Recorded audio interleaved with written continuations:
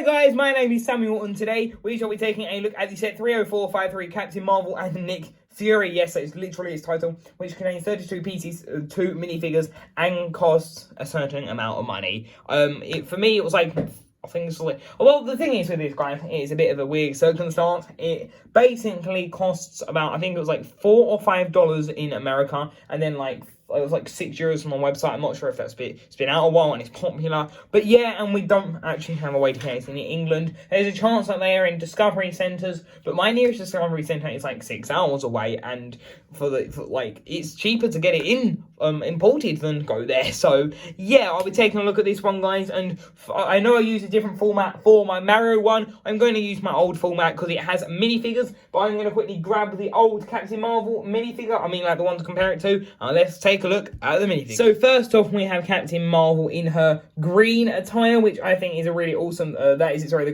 Kree Star Force one, which now this is such an interesting minifigure. So if we quickly move her over and sort of compare her. So this is the opposite suit. So basically she has a green and silver instead of a red and a gold, because you know she can change her colour on her suit. But the weirdest part is that this is actually a Comic-Con figure as such.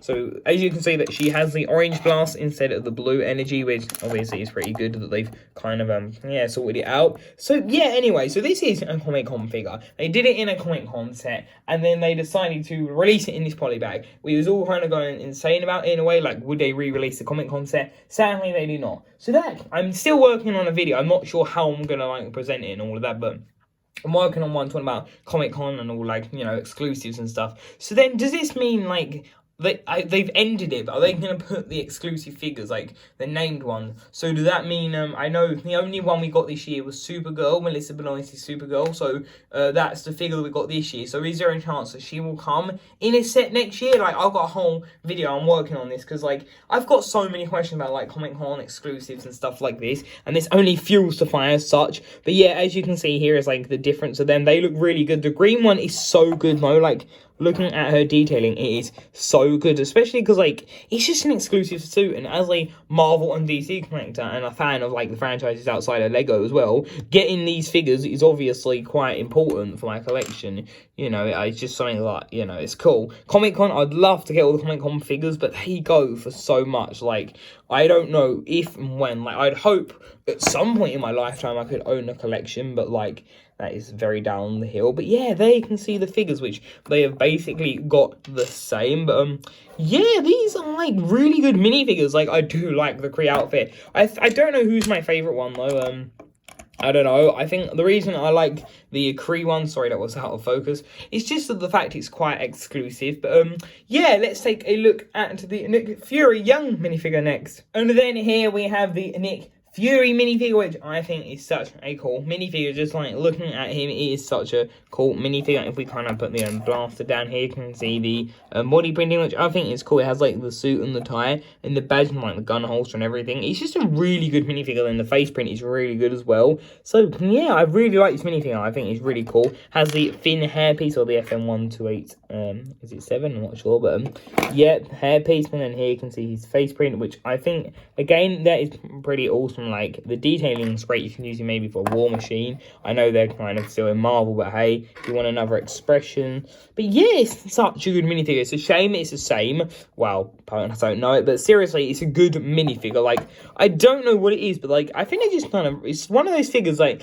you wouldn't think that you would want, but it's just such a unique like figure. I don't know, like Nick Fury, like, yeah, I don't know, because he generally has these, like, trench coats on and, like, or, like, an armoured vest, so it's kind of more a casual Nick, which is pretty cool. But, yeah, like, he's Nick Fury, and he has 2 eyes in this one. So, yeah, really awesome minifigure. And then here is the build, which is a bit of a blockbuster store. She basically, like, nicks some things out of it, some, like, equipment, and then kind of makes it, adds it to her, like, her gauntlet, her wrist gauntlet, then she adds it to, like, this telephone booth, and that's kind of, what she does. But, yeah, here you can see the actual build, which this is such a good build. So, first, I believe, like, I think we all believe this is actually the Tesseract, which is cool, because she kind of, well, she had it, I believe, in that scene. Yes, she did, sorry. And then here you can actually see the build, which I think this is great. So here you can see the actual booth. It looks pretty cool. Here, like, have that hole in the back. They could have put, like, a stud or something like they do with the NES set as, like, a switch. Yeah, it looks gonna look cool. Could have put a hot dog piece in there as, like, a wire or something. But yeah, apart from that, like, honestly, taking that away, it's such a good build, like, for a little build is perfect. And here you can see this print, which I think that print alone is like pretty cool. We can see, wow, the bumps as it's on that element. But yeah, this really is kind of not much to look at. But yeah, here you can see the top, which I think is cool. You have that Star Wars part, which I think is pretty cool. If I take that off, you can see that kind of used on, was it Jabba's palace, that one. They can see the key card as yeah, as and I said the key swab, but no, it's a card. But then yeah, you can hear the record player, sorry, which again I think that's really good. And overall, that's kind of it. You got the walkie-talkie, but yeah, that's it really. It's not really too much to show. You got the phone and all of that, but yeah, one thing I guess I can say, Captain Marvel doesn't exactly fit. Like, yeah, I guess she does fit, but it's like a bit of an awkward fit. It's no like breathing space, you know what I mean? It's quite a tight fit for the video. But yeah, that is the build of the set. So there we have it, guys. I hope you enjoyed this video. Overall, I think this polybag is amazing. Just looking at it, I think it is great.